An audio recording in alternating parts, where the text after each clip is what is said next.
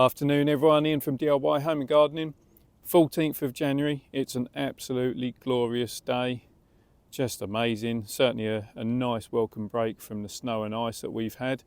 So I've come to the allotment and I'm going to harvest that Jerusalem artichoke.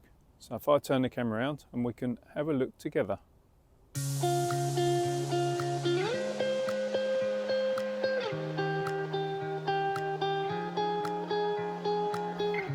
So you can see the rams are all eating, the grass has been growing, and these are the Jerusalem artichoke. So in the autumn time I cut the plants back to a couple of foot above ground level just to stop the wind rock and to allow me to dispose of all the top growth, and I've just kept the tubers in the ground. Now last year was the first year of growing. When I say last year, I actually mean 2023 was my first year of growing, and so I ended up lifting at the end of the season in the autumn time, and I had a couple of people message me to say that I'd lifted too early because the best crops will come after the frosts have been.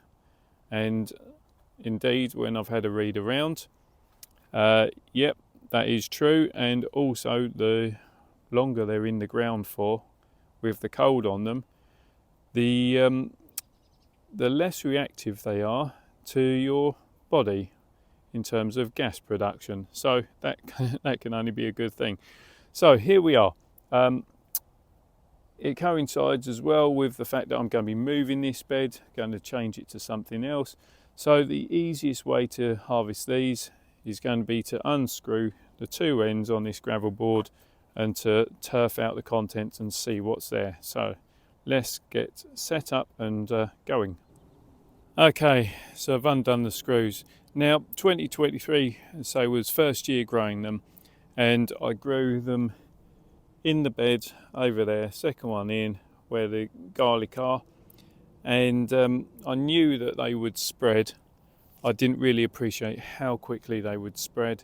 Just from planting two small rhizomes, I ended up with a fairly substantial clump, and even last year 2024 I was still finding pieces that were shooting up because it just it works its way down pretty deep into the soil and can get out of control pretty quickly, which is why I created essentially this planter.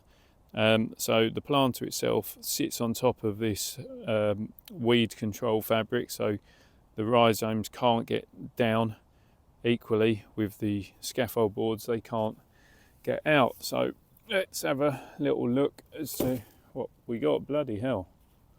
Well, you can see all of those rhizomes. Jesus, that's going to be a lot. So it's definitely going to be a case. And see, look at that. They've managed to form right behind all that metal reinforcing. So I'm going to have to just go through this and literally pull the sections apart, I think, and see what appears. You know, look at that. There's stacks of them. Right, let's get cracking. Okay, let's get gloves on, see what's what, because this is definitely going to be a massive harvest. And yeah, look at the size of those. And it's going to be a case as well, making sure that I get every piece out, popped into that container, so that nothing finds its way into the subsequent years of compost. And for the time being, I'll just put all this compost to one side and sort of sift through it.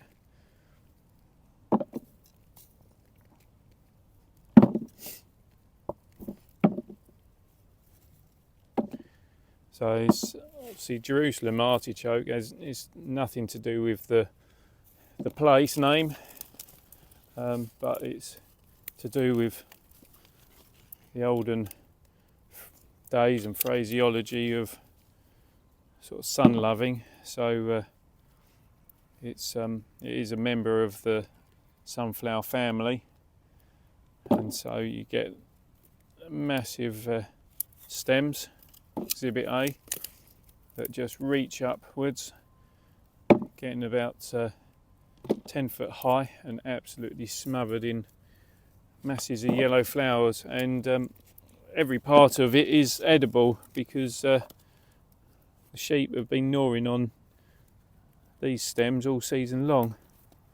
You know, look at those sorts of pieces. Now what I'm doing is I'm going to be harvesting this and then sorting out the bits that I want to obviously harvest and keep for home use, and I'm also going to select a load of pieces to plant straight away in the ground again, because when it's nice and fresh like this, well, it's just guaranteed that they're going to perform and grow well. Now things like that, I mean, I did not get anything anywhere near that sizing last year, so yeah, the people that said to me about waiting for the frosts and you know, getting a better harvest, absolutely spot on. And it does show that, you know, listen to different people, you will learn things that you didn't know, because there is nothing like experience of growing to to learn and pass on those valuable tips. So yeah, I'm just absolutely blown away by this harvest, just with this first plant. The other thing to point out on the Jerusalem artichoke is that it doesn't keep particularly well, and I certainly found that the other year when I grew it. Doesn't keep particularly well, so my suggestion would be just harvest what you're planning to use, or if you're needing to clear the area, then you can actually store the tubers into some damp compost or some damp sand, and they will well, they'll store as well as they are at the moment.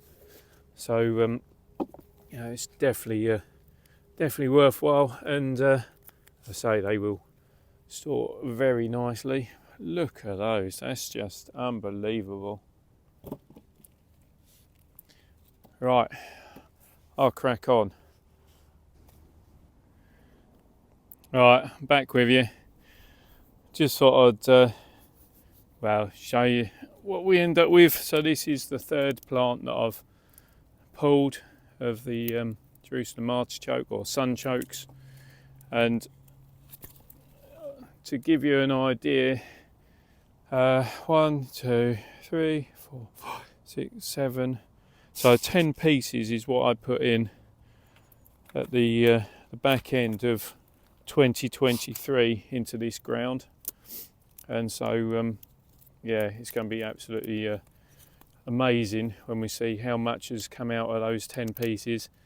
Now, as I say before, these Jerusalem artichoke or sunchoke, they grow so quickly, and this planter was actually filled halfway up, well, more than halfway up, just with manure, and then the top finished up with a very thin layer of some spent compost that I had from my chili peppers. And so you can see how well these have done just in this soil.